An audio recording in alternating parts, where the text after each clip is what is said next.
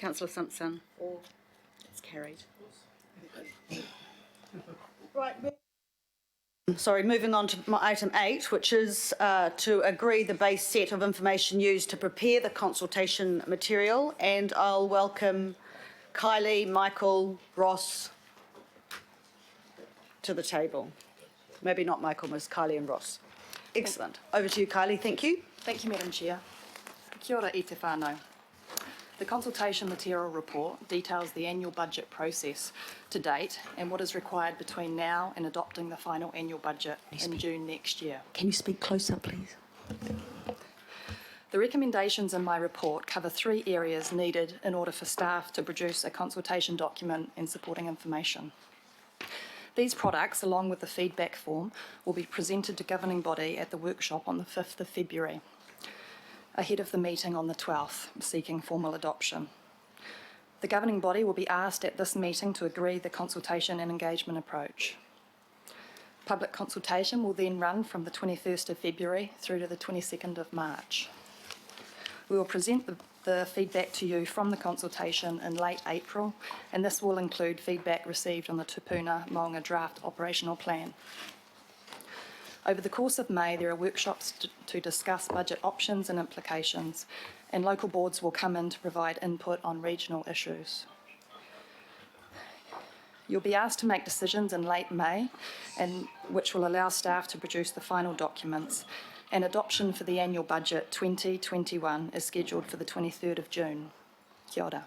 Happy to answer any questions. Thank you. Questions? Councillor Cooper. Thank you. And I know how hard it is to get all these dates together, but what we've noticed is that for a lot of these meetings out in the community, councillors are just not available.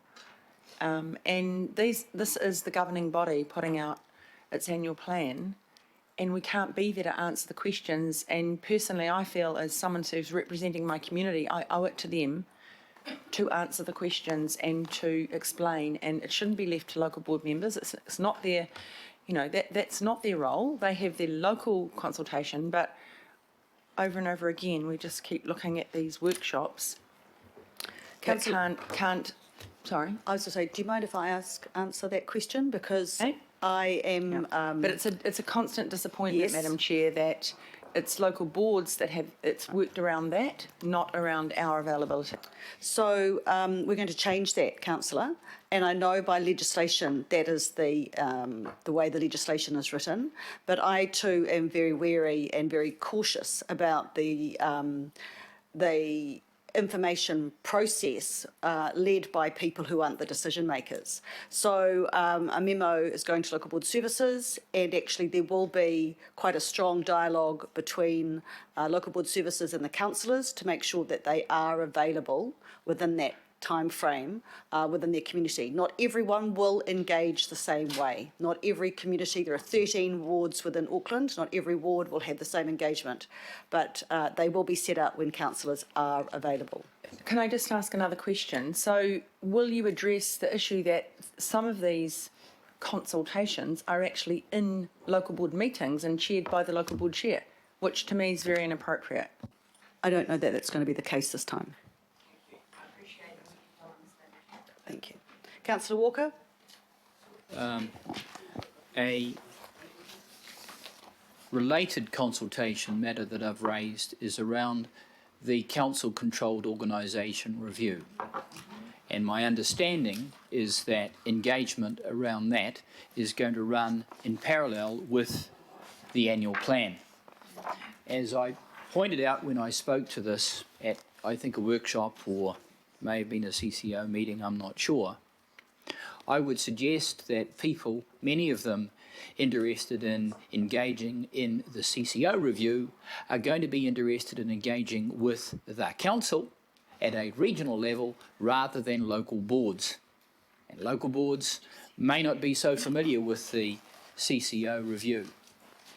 In that situation, and I could probably generate a list of any number of regional issues that people might be engaging with us on, matters to do with RFA, Panuku, Auckland Transport and the like.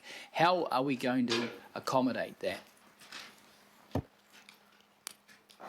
Through the chair, we're still in the planning stages, so we've only just determined that the CCO review will align in consultation. So the actual full approach will be presented to you on the 5th of February, seeking feedback and then formally agreeing to that approach on the 12th of February. So we're still planning for the approach.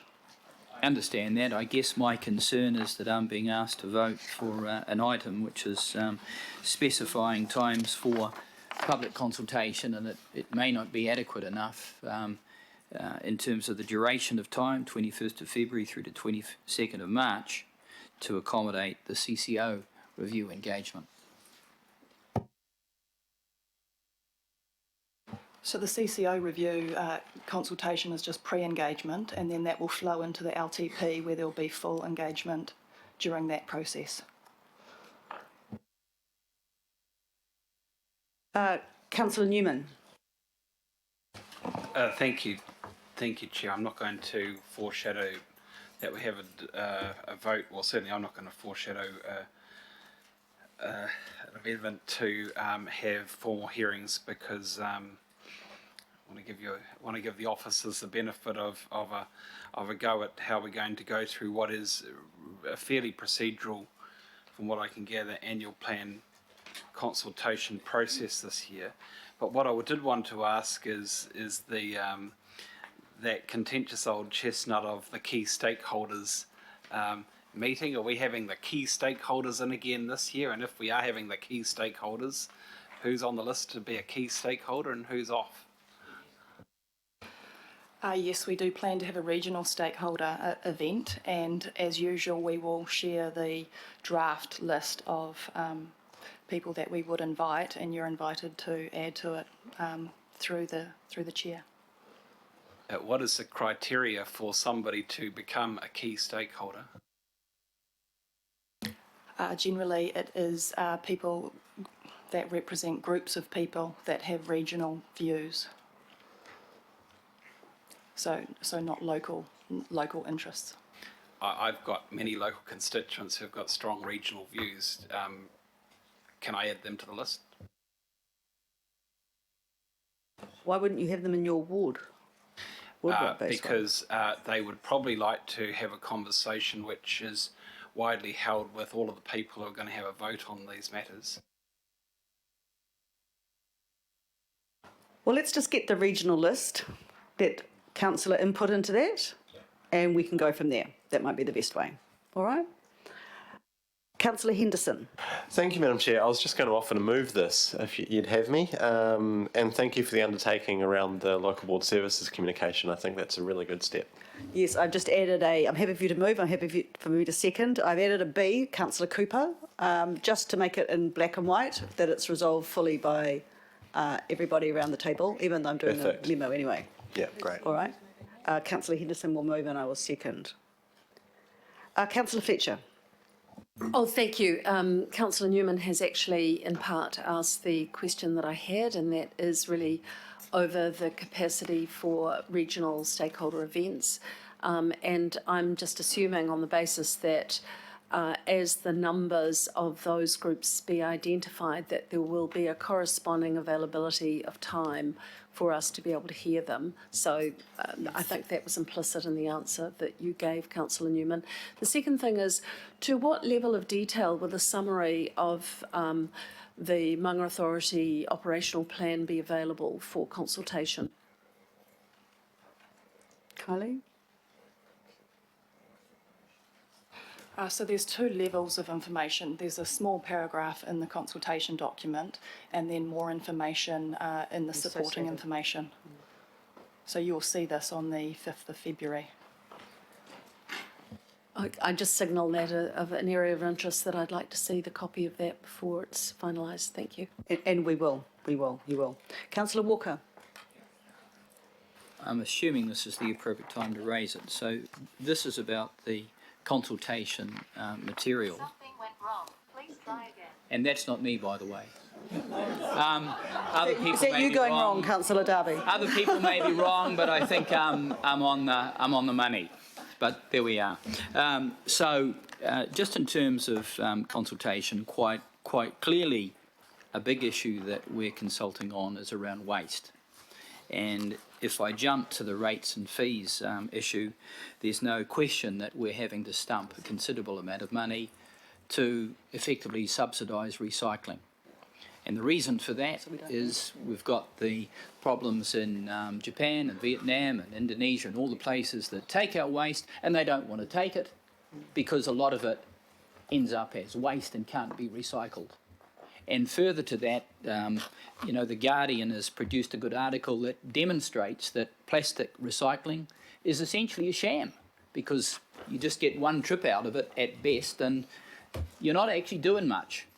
So one of the things that I would suggest we need to inform Aucklanders about, and people generally, is that we've got to actually stop waste at source, and we have to bring pressure to bear on the government and the moves around stopping the plastic cups and cutlery and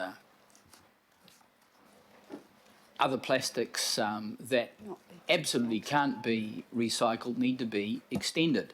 So my concern is that, yes, let's go out for some information, but in respect of backgrounding these substantial subsidies that are increasing, we need to inform Aucklanders so they know where their money is going. And essentially, it's subsidising companies that are pumping waste into our community. That's what we're talking about. And that subsidy is increasing all the time. So can we be expressive about that in terms of what we communicate? And Parul might be an appropriate person to ask that, but equally the officers.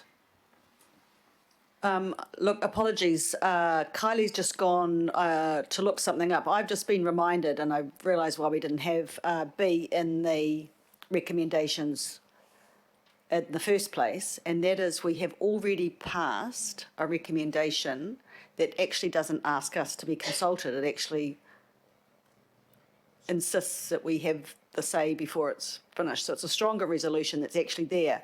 And the suggestion is that we actually take B out, because we already have a stronger one that we have passed before, and they were just actually trying to find it. So with your indulgence, we don't really need it, knowing that you have confidence that it's already there in a stronger form. But if you'd just like to wait 5 minutes, we'll bring it up.